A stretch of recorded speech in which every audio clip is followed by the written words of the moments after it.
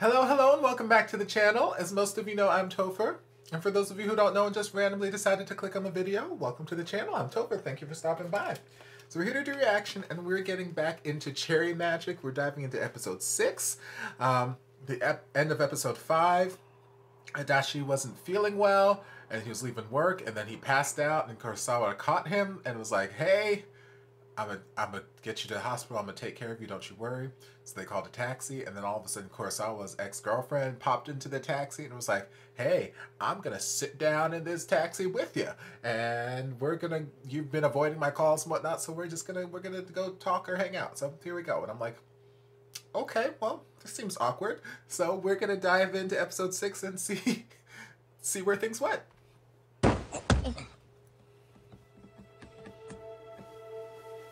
Oh. Well, this was definitely not where we left them last time. I don't know where that taxi went, but I'm not upset in the least. Oh. Rude. Wait, 30... What the hell happened in 30 minutes?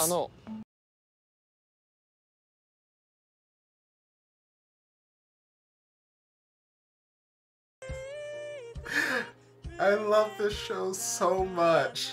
Like, I can't explain how much I love this show. Like, I went from hating the woman at the end of last episode to, you know, wondering what the hell she's doing here, to immediately script flip, like, oh, sister, okay, we're fine again. You're just a sister. I love you. You're great. And then she's like, why don't you just go to his house? And I'm like, yes, best idea I've heard this entire series. Oh, I love this show so much. Okay, it's about damn time somebody said it out loud. Not that we didn't already know this. Don't act surprised, Adachi.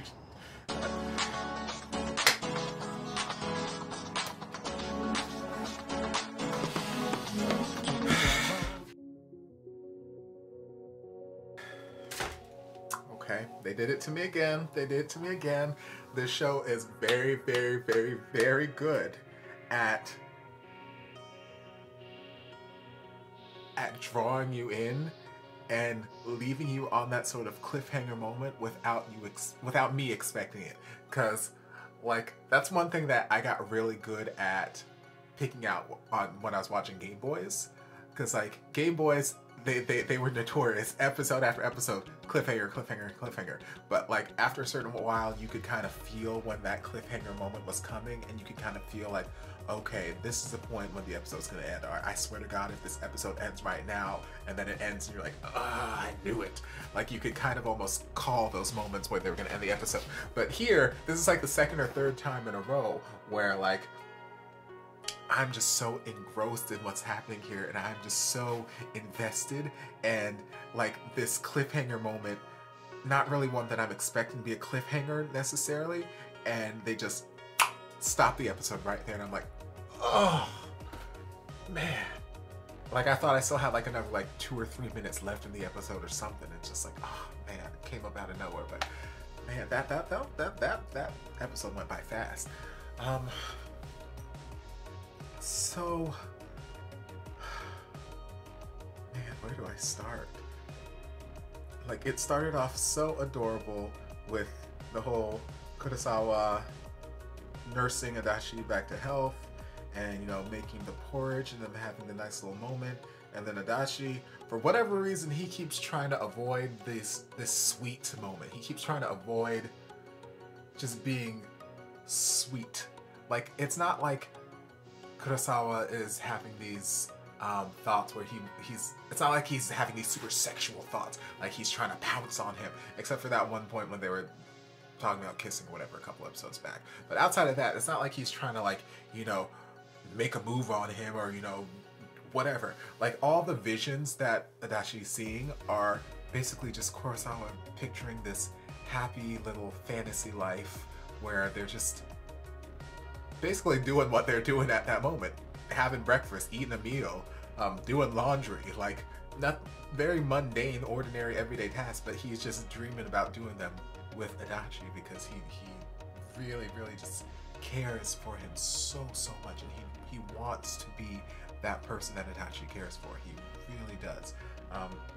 So for whatever reason, it keeps freaking Itachi out. Like, and it's not the first time. Like, I feel like by now he should be used to the fact that Kurosawa has these feelings and that Kurosawa has these little fantasy things that he keeps putting up. So I feel like he shouldn't be as surprised and taken aback at this point. So I don't know why he keeps like leaning in and then pulling back and leaning in and pulling back. It's like all this back and forth is messing with Kurosawa's head, and like Itachi just needs to just get that same level of, you know, bravery and energy that he had at episode, was it 2? 3? I don't know. Whichever episode where at the end he, maybe it was 1, where he ran to the elevator. It's like, hey, you want to go out for a meal or something? Like, get that level of bravery back into your system and just dive in. Just dive in and let yourself enjoy the moment. Let yourself enjoy the moment. Oh my goodness. But yeah, there was all that sweetness that happened, and then Adachi's trying to avoid it, and then he's like, okay, well, Rikaku, he wants to come over, so yeah, if he's over, then I can avoid, you know, all these sweet moments, blah, blah, blah. And I'm like, you and me about to fight. We are about to fight, because Kurosawa is being nothing but sweet and kind and loving, and he just wants to see you happy. He wants nothing but the best for you, and you are running away, and I'm just like, But they still had a nice night. It was still like a fun little three-way, although you could see Kurosawa's jealousy coming to the surface, and that makes me a little bit nervous. Like, I get it. I get where it's coming from. Like, he's very, very infatuated with Adachi, and he wants him to be his. He wants to be his one and only. He wants to be that person who makes him laugh and smile and all that, makes him say yummy or all that stuff. So when someone else was doing it unintentionally, you know, it doesn't mean anything. It didn't mean anything to Rikaku, and it didn't mean anything to Fujisaka, the lady in the office. Like when she was fixing Adachi's hair, like it didn't mean anything to her either. She's just fixing his hair because Adachi had a temper tantrum. It was like, ah! So yeah, like, you know, it didn't mean anything to those people, but to Kurosawa, seeing other people treat Adachi that way or have those moments, it seemed almost like competition, like, no, you're not allowed to do that. So that makes me a little nervous that he was getting so hyper jealous over these non-existent competitions with other people. I don't know, super jealousy just makes me nervous in relationships in general, so I'm like, red flag 1. But outside of that, he's been, you know, perfect. So he's human. Kurosawa is human, basically. He's not just this super perfect person who has his stuff together and it just loves Adachi. Like, no, he has his flaws. He has his moments. He has these, you know, these times where he gets a little carried away. But, you know, eventually he snaps himself back into reality and is like, okay, let's focus on the matter at hand. So they still, yeah, they had that nice, fun little dinner time and whatnot, but then he started having that moment, those thoughts again when he was tucking Adachi in. It's like, you know, I don't know why you talk about yourself like that. I don't know why you don't have the confidence, because, you know, you're so special to me. And yeah, but then all of a sudden he had some sort of thought. Something went through his mind, and he was backing off, got scared. He's like, what am I doing? What am I doing? And then that kind of lingered on throughout the next day at work. And I think, and I don't know yet, but I think maybe he's just recognizing the jealousy that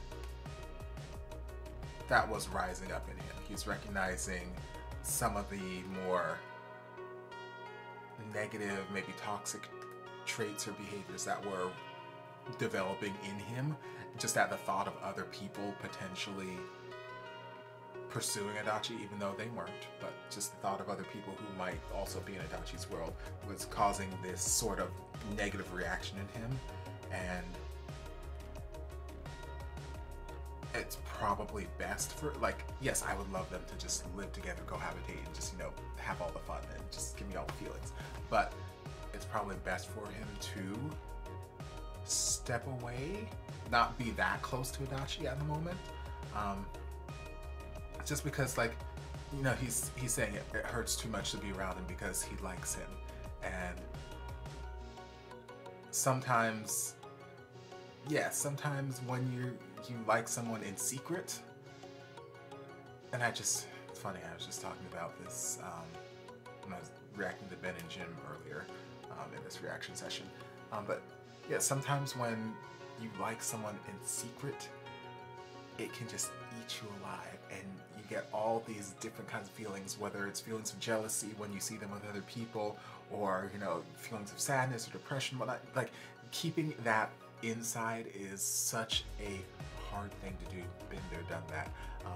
Where, like, honestly, the best thing is just to get the words out and just say it. So that whether or not the person, just so you can move forward in life. Like, get it out there in the open so that you can either move forward with this person, like, yes, they have the same feelings, you guys can try it out and move forward together, or no, they don't have the same feelings, but at that point you know, so then you can continue to heal and move on there. But living in this world of what if, maybe it could happen, maybe it won't happen, secret, you know, crushing, it's such a mindfuck. It's so bad for mental health. So I'm glad that Kurosawa finally got it out there in the open. He was like, yes, I like you, and it hurts too much to be around you right now. And now the ball's really in Adachi's court and depending on how he responds and how he reacts in this moment will dictate where their relationship is going to go. Because Adachi doesn't necessarily need to say, yes, I like you too, or yes, let's be a couple, or whatever like that. But what Adachi doesn't need to do is have a freak out moment and then scare Kurosawa away. What he doesn't need to do is try to act cool and then say something, in trying to act cool, say something kind of dismissive about the situation and then potentially hurt Kurosawa's feelings. There's a lot of bad ways that he could react to this in trying to keep it cool and trying not to seem like he's being overexcited or over needy or over, you know, overzealous. Like, there's so many ways that it could potentially go wrong. So I just need Adachi to just speak honestly, like he did on the rooftop, and just be selective with how he chooses to express himself. Because I'm going to jump into the next episode. So I hope you guys enjoyed this reaction. If you did, don't forget to like, comment, subscribe, share, turn on notifications so be notified when all my shenanigans get posted. If there's anything else you'd like me to react to, be sure to leave it down in the comments. I'll get to it as soon as I possibly can. If you'd like to support the channel in other ways, you're more than welcome to join us over on Patreon. You don't have to, but you're more than welcome to if you want to. And I'll see you guys in my next video. Love ya. And before you guys go, a shout out to my amazing patrons. I can't begin to express how thankful I am for your support. And if you guys would like to join us over on Patreon, the link is down in the description. I love you guys.